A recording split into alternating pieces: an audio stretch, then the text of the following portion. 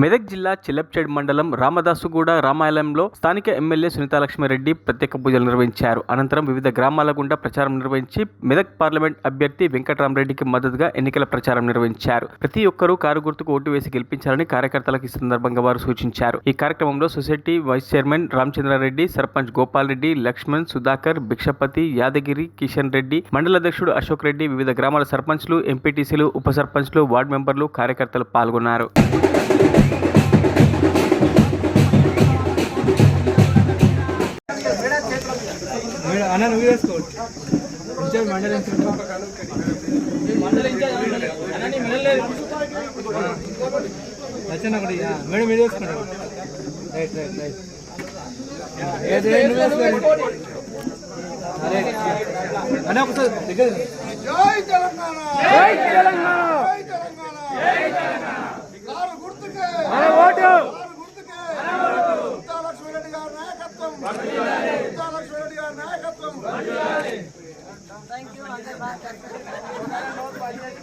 మరిన్ని అప్డేట్స్ కోసం మా ఛానల్ని సబ్స్క్రైబ్ చేయండి.